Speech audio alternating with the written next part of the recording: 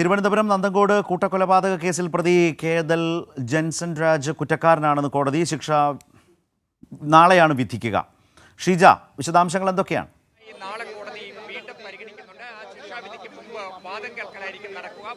ശരത്, ഏതായാലും നന്തങ്കോട് കൂട്ടക്കൊല കേസുമായി ബന്ധപ്പെട്ടുകൊണ്ട് കേസിൽ ഏകപ്രതിയായിട്ടുള്ള കേതൽ ജെൻസൺ രാജു കുറ്റക്കാരനാണെന്ന് കോടതി ഇപ്പോൾ വിധിച്ചിരിക്കുകയാണ്. ഇതിൽ ശിക്ഷ പ്രഖ്യാപിക്കുന്നത് പിന്നീടായിരിക്കും. നാളെ ഇതിന്മേലുള്ള ശിക്ഷ പ്രഖ്യാപിക്കുന്നതിന്മേലുള്ള വാദം ആരംഭിക്കുന്നതായിരിക്കും എന്നുള്ളതാണ് ഇപ്പോൾ തിരുവനന്തപുരം അഡീഷണൽ സെഷൻസ് കോടതി 6ാം കോടതി ഇപ്പോൾ ജഡ്ജി വ്യക്തമാക്കിയിരിക്കുന്നത്. ഇതിൽ ഏതായാലും പ്രതിയുടെ ഭാഗത്ത് നിന്നും കൊലക്കുറ്റം, അതിനൊപ്പം തന്നെ ഗൂഢാലോചന, തെളിവ് നശിപ്പിക്കൽ, ഇത് മൂന്നും തെളിഞ്ഞിട്ടുണ്ട് എന്നുള്ള കാര്യം കൂടി കോടതി വ്യക്തമാക്കുന്നു. അതിനർത്ഥം കൃത്യമായ രീതിയിൽ തന്നെ പ്രോസിക്യൂഷൻ അവതരിപ്പിച്ച കാര്യങ്ങളെല്ലാം കോടതിക്ക് ബോധ്യപ്പെട്ടിരിക്കുന്നു എന്നുള്ള കാര്യം തന്നെയാണ്. കാരണം ഈ കേസുമായി ബന്ധപ്പെട്ട ഏകപ്രതി മാത്രമാണുള്ളത്. ഈ ഏകപ്രതിയാകട്ടെ കേസ് വഴിതിരിച്ചു വിടുന്നതിന് വേണ്ടി വലിയ ശ്രമങ്ങൾ തന്നെ നടത്തിയിരുന്നു. അതിൽ അന്ധവിശ്വാസം അടക്കം കലർത്തിക്കൊണ്ട് പല രീതിയിൽ കേസ് വഴിതിരിച്ചു വിടുന്നതിനുള്ള ശ്രമങ്ങൾ നടത്തിയിരുന്നു. അതിനൊപ്പം തന്നെ വാദിഭാഗം കോടതിയിൽ വാദിച്ചത് പ്രതിയുടെ മനോനിലയുമായി ബന്ധപ്പെട്ട് ചില പ്രശ്നങ്ങളുണ്ട്.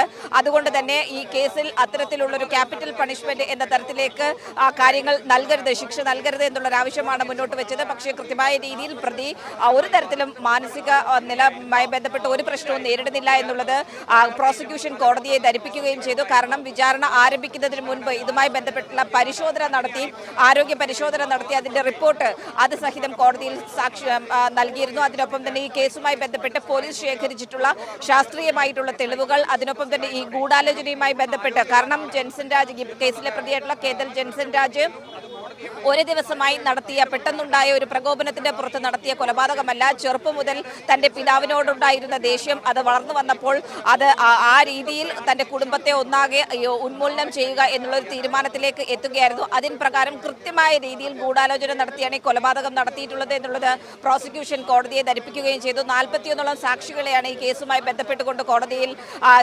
നിരത്തിയിട്ടുണ്ടായിരുന്നത്. അതിന്റെയൊക്കെ അടിസ്ഥാനത്തിൽ തന്നെയാണ് ഇപ്പോൾ ഏതായാലും കോടതി പ്രതി കേതൽ ജെൻസൺ രാജ് കുറ്റക്കാരനാണ് എന്ന് കണ്ടെത്തിയിരിക്കുന്നത്. ഏതായാലും നാളെയായിരിക്കും ഈ കേസുമായി ബന്ധപ്പെട്ടുകൊണ്ട് ഇതിലുള്ള ശിക്ഷ എന്തായിരിക്കും എന്നതുമായി ബന്ധപ്പെട്ട് അതിന് മുന്നോടിയായിട്ടുള്ള വാദം ആരംഭിക്കുക.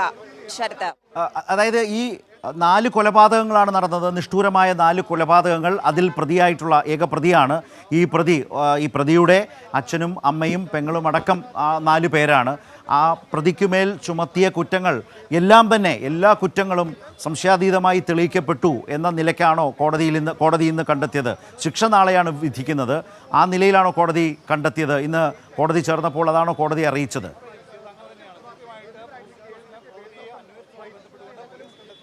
തീർച്ചയായും കോടതി അക്കാര്യങ്ങൾ തന്നെയാണ് പറഞ്ഞത്. കാരണം പ്രധാനമായും അന്വേഷണ സംഘം കണ്ടെത്തിയ കാര്യങ്ങൾ, പ്രോസിക്യൂഷൻ കോടതിയിൽ നിരത്തിയ തെളിവുകൾ, സാക്ഷികൾ എന്നിവയെല്ലാം സാധൂകരിക്കുന്നത് ഈ കേസുമായി ബന്ധപ്പെട്ട് കൃത്യമായിട്ടുള്ള ഗൂഢാലോചന നടന്നിട്ടുണ്ട്. മറ്റൊന്ന്, തെളിവ് നശിപ്പിക്കാനുള്ള ശ്രമം നടന്നിട്ടുണ്ട്. അതിനൊപ്പം തന്നെയാണ് 4 അതിക്രൂരമായിട്ടുള്ള കൊലപാതകങ്ങൾ. ഇത് കൃത്യമായ രീതിയിൽ തെളിയിക്കാൻ പ്രോസിക്യൂഷന് സാധിച്ചിട്ടുണ്ട് എന്നുള്ളത് തന്നെയാണ് കോടതി ഈ കേസ് പരിഗണിച്ച് അതിന്റെ ശിക്ഷ ഇന്നിപ്പോൾ പ്രഖ്യാപിക്കും എന്നുള്ളതായിരുന്നു പ്രതീക്ഷിച്ചിരുന്നതെങ്കിലും കേസെടുക്കുന്ന ഘട്ടത്തിൽ തന്നെ ജഡ്ജ് വ്യക്തമാക്കിയത് ഇക്കാര്യങ്ങളായിരുന്നു. അതായത് ഈ 3 കാര്യങ്ങളും തെളിഞ്ഞിരിക്കുന്നു, പ്രതി കുറ്റക്കാരനാണ് എന്ന് തെളിഞ്ഞിരിക്കുന്നു എന്നുള്ള കാര്യമാണ് കോടതി ഇപ്പോൾ വ്യക്തമാക്കിയിരിക്കുന്നത്. അതിനർത്ഥം ഈ 3 കാര്യങ്ങളിലും, ഒന്ന്, നിഷ്ഠൂരമായിട്ടുള്ള 4 കൊലപാതകങ്ങൾ, സ്വന്തം മാതാപിതാക്കളെയും സഹോദരിയെയും ബന്ധുവായ സ്ത്രീയെയും മഴുകൊണ്ട് തലയ്ക്ക് പുറകിൽ അടിച്ച് കൊലപ്പെടുത്തിയിരിക്കുന്നു. അതിനുപയോഗിച്ച മഴു ഓൺലൈൻ വഴി വാങ്ങിയിരിക്കുന്നു. ഡമ്മി ഉപയോഗിച്ചുകൊണ്ട് ഇത്തരത്തിൽ എങ്ങനെ കൊലപാതകം നടത്താം എന്നുള്ളത് മുന്നേ തന്നെ പ്ലാൻ ചെയ്തു നോക്കിയിരിക്കുന്നു. ഇത് കൃത്യമായിട്ടുള്ള ഗൂഢാലോചന വ്യക്തമാക്കുന്ന കാര്യമാണ് എന്നുള്ള കാര്യവും കോടതി നിരീക്ഷിക്കുകയും ചെയ്തു. ഏതായാലും ഇതുമായി ബന്ധപ്പെട്ടുണ്ട് ഈ 3 കാര്യങ്ങളും, ഒന്ന് ഈ 4 നിഷ്ഠൂരമായ കൊലപാതകങ്ങൾ, മറ്റൊന്ന് തെളിവ് നശിപ്പിക്കൽ, ഇതെല്ലാം കൃത്യമായ രീതിയിൽ തെളിഞ്ഞിട്ടുണ്ട് എന്നുള്ള കാര്യം തന്നെയാണ് കോടതി കണ്ടെത്തിയിരിക്കുന്നത്. ഏതായാലും ഇനിയിപ്പോൾ ഏവരും കാത്തിരിക്കുന്നത് ഇതിന്റെ ശിക്ഷാവിധി പ്രഖ്യാപിക്കുന്നതിലേക്കായിരിക്കും. നാളെ ഈ ശിക്ഷാവിധിന്മേൽ വാദം കേൾക്കും എന്നുള്ള കാര്യമാണ് ഇപ്പോൾ ഏറ്റവും ഒടുവിലായി ജഡ്ജി വ്യക്തമാക്കിയിരിക്കുന്നത്. ശരത്, ഷീജ, ഈ നിഷ്ഠൂര കൊലപാതകങ്ങൾക്ക് ശേഷം അന്ന് വാർത്തകളിൽ ഈ പ്രതിയുടെ മനോനിലയുമായി ബന്ധപ്പെട്ട ഒട്ടേറെ വിവരങ്ങൾ വന്നിരുന്നു. പിന്നീട് കേസന്വേഷണ ഘട്ടത്തിലും പോലീസ് അത് വളരെ സൂക്ഷ്മമായി നോക്കി. വളരെ പ്രധാനപ്പെട്ട മനഃശാസ്ത്രജ്ഞരൊക്കെ ഈ പ്രതിയുമായി സംസാരിച്ചും അല്ലെങ്കിൽ കൗൺസിലിംഗ് നടത്തിയും ഒക്കെ അത് സംബന്ധിച്ചൊക്കെയുള്ള വിശദമായ റിപ്പോർട്ടുകളൊക്കെ അന്വേഷണത്തിൻ്റെ ഭാഗമാക്കിയിരുന്നല്ലോ. ഇതെല്ലാം തന്നെ കോടതിയിൽ വന്നിരുന്നു. നേരത്തെ ഷീജ സൂചിപ്പിച്ചതുപോലെ ഇന്നടക്കം പ്രതിഭാഗത്തിൻ്റെ ഏറ്റവും വലിയ ഡിഫൻസ് ഈ പ്രതിയുടെ മനോനിലയുമായി ബന്ധപ്പെട്ട പ്രശ്നങ്ങൾ ചൂണ്ടിക്കാട്ടി, മാനസിക അസ്വാസ്ഥ്യം, മാനസിക നില ചൂണ്ടിക്കാട്ടി പ്രതിക്ക് ഇളവ് നേടിയെടുക്കാനുള്ള ഒരു ശ്രമമാണോ നടത്തിയത്? യഥാർത്ഥത്തിൽ അതും കോടതി പൂർണ്ണമായും നിരാകരിച്ചിരിക്കുന്നു എന്നല്ലേ ഇന്നത്തെ കോടതി പ്രതിയെ പൂർണ്ണമായും കുറ്റക്കാരനാണെന്ന് വിധിക്കുന്നതിലൂടെ മനസ്സിലാക്കേണ്ടത്?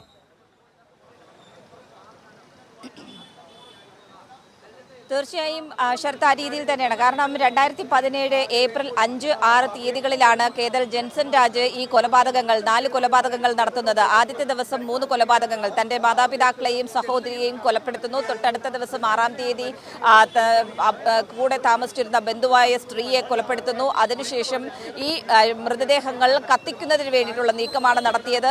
അത് 2-ാം ദിവസം ആ രീതിയിൽ മൃതദേഹങ്ങൾ കത്തിക്കുന്നതിന് ശേഷം അവിടെ നിന്നും ചെന്നൈയിലേക്ക് പോകുന്നു. ചെന്നൈയിൽ പോയതിനു ശേഷം തിരികെ എത്തുന്ന ഘട്ടത്തിലാണ് പോലീസിന്റെ പിടിയിലാകുന്നത്. പോലീസ് പിടിയിലാകുമ്പോഴും ഈ കുറ്റങ്ങളൊന്നും താൻ ചെയ്തിട്ടില്ല എന്ന് വരുത്തി തീർക്കാനായിരുന്നു ശ്രമിച്ചത്. അല്ലെങ്കിൽ തന്റെ മനോനില സംബന്ധിച്ച് ചില ആരോഗ്യ പ്രശ്നങ്ങൾ ആ രീതിയിൽ താൻ നേരിടുന്നുണ്ട്, ഇതൊരു ആസ്ട്രൽ പ്രൊജക്ഷന്റെ ഭാഗമായി ചെയ്തതാണ് എന്നൊക്കെ വരുത്തി തീർക്കാനുള്ള പല ശ്രമങ്ങൾ നടന്നിരുന്നു. പക്ഷേ പോലീസിന്റെ പ്രത്യേക അന്വേഷണ സംഘത്തിന്റെ കൃത്യമായിട്ടുള്ള തെളിവുകൾ, ആ ശാസ്ത്രീയ തെളിവുകളുടെ അടിസ്ഥാനത്തിൽ തന്നെയായിരുന്നു ഏതായാലും ഈ കേസ് കൃത്യമായ രീതിയിൽ അതിന്റെ കുറ്റപത്രം സമർപ്പിക്കുന്നതിലേക്ക് അടക്കം കാര്യങ്ങൾ എത്തിയത്. ഏതായാലും കോടതി പരിശോധിച്ചതും ഇക്കാര്യങ്ങൾ തന്നെയായിരുന്നു ശരത്ത്. കാരണം 2017 സംഭവിച്ച കേസുമായി ബന്ധപ്പെട്ട് 2024 അതിന്റെ വിചാരണ ആരംഭിക്കുന്നത്. പക്ഷേ വിചാരണ ആരംഭിക്കുന്നതിന് മുൻപ് പ്രതിഭാഗം മുന്നോട്ട് വെച്ചത് തന്റെ പ്രതിയുടെ മനോനില സംബന്ധിച്ചുള്ള കാര്യങ്ങൾ അത്ര ഭദ്രമല്ല, അതുകൊണ്ട് വിചാരണ ആരംഭിക്കാൻ സാധിക്കില്ല, വിചാരണ നേരിടാൻ സാധിക്കില്ല എന്നൊക്കെയായിരുന്നു പറഞ്ഞിരുന്നത്. പക്ഷേ അപ്പോഴും കൃത്യമായ രീതിയിൽ ആരോഗ്യ പരിശോധന നടത്തി പൂർണ്ണ ആരോഗ്യവാനാണ്, വിചാരണ നേരിടാൻ പ്രതി പൂർണ്ണ ആരോഗ്യവാനാണ് എന്ന് കോടതിയെ ധരിപ്പിച്ചതിന്റെ അടിസ്ഥാനത്തിലാണ് 2024 ഈ കേസിന്റെ വിചാരണ ആരംഭിക്കുന്നത്. ഇപ്പോൾ വിചാരണ പൂർത്തിയാക്കി. ആ വിചാരണ വേളയിൽ 41ഓളം സാക്ഷികളെയും 105ഓളം തെളിവുകളും കോടതിക്ക് മുന്നിലെത്തിയിരുന്നു. അവയെല്ലാം സമഗ്രമായി പരിശോധിച്ചുകൊണ്ട് തന്നെയാണ് ഇപ്പോൾ ഏതായാലും പ്രതി കേതൽ ജെൻസൺ രാജ് ഇപ്പോൾ കുറ്റക്കാരനാണ് എന്ന് കോടതി കണ്ടെത്തിയിരിക്കുന്നത്. അത് ഈ 3 കാര്യങ്ങളിലും, ഒന്ന് കൊലപാതകം, മറ്റൊന്ന് ഗൂഢാലോചന, ഒന്ന് തെളിവ് നശിപ്പിക്കൽ, ഈ 3 കാര്യങ്ങളും പ്രതി നടത്തിയിട്ടുണ്ട് എന്നുള്ളത് തെളിഞ്ഞിരിക്കുന്നു. ഏതായാലും ഇനിയിപ്പോൾ അറിയേണ്ടത് ശിക്ഷ എന്തായിരിക്കും എന്നുള്ള കാര്യം കൂടിയാണ് ശരത്ത്.